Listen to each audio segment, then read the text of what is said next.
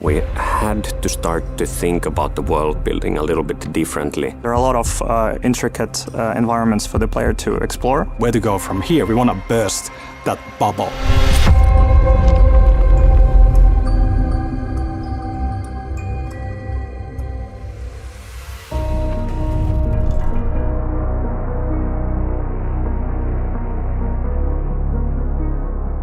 The setting in the first Control game was unique. It all took place in a single building, which was part of the point, right? Like that it feels like a secluded, separate space from the rest of the world. You feel like you're in this kind of a bubble, isolated from normal life and familiar things, and so you're within a lockdown. And having this sense of isolation in the first game was crucial. And we had this brutalistic architectural style that was like a key part of the visual DNA of the building and so on. And we had this bureau that was backwards leaning in its kind of a presence and so on.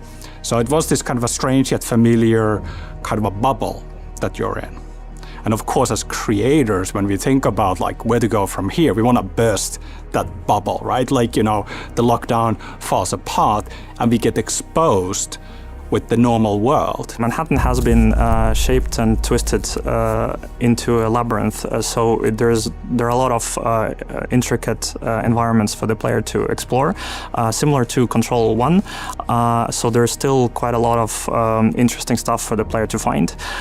We've also introduced a couple of new types of narrative collectibles for the players to find. One is audio logs, where as you're listening to the audio log, you can continue parkouring around the city, exploring and finding other stuff. We also have given Dylan a radio, which he can use to call up his handler Zoe to report interesting things he sees around the city. So in Control, brutalism was at the core of the experience because of the oldest house, naturally.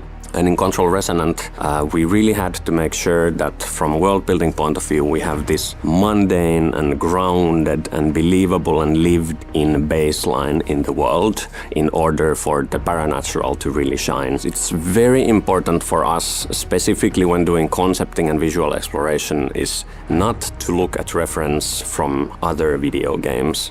There's easily this tendency where AAA games start to all gravitate towards this aesthetic singularity and nobody's taking risks and everything starts to resemble each other. So looking at reference from art exhibitions or film and TV or scientific visualizations or nature, if it helps us to bring some new fresh takes into this singularity, I feel like it's going to be worth it and the player will appreciate it as well.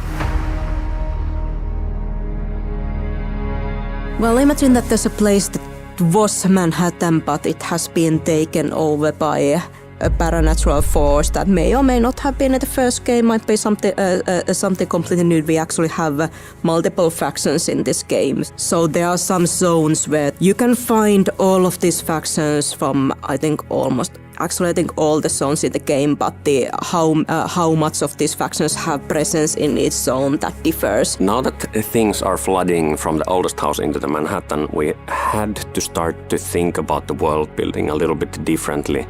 So now it's not just FBC holding on and trying to gain control, but it's more of a world, a lived-in world that has a history of its own already, and there are different factions that are basically trying to gain control in our world. For the enemies in Control Resonant, we definitely heard the feedback and tried to address the feedback we got for Control. So this time around, we have way more creatures than we did before. One of the enemies that we, for example, have is a bus. So that obviously creates a little bit of challenge for the animation team of what can you actually do with this bus when you have limited controls on it. A lot of his enemies, they are creatures, but we still have used a mocap actor to mocap some of the enemies, and we have one mocap actor so freaking amazing, nailing down his twitching and glitching. So Tuomas Nilsson, he's our go-to guy when it comes to his enemies that can be mocapped. Hiss and mold are there, but of course we're introducing a lot of new things as well. And it's a fun layering of familiar things, but definitely facing new challenges.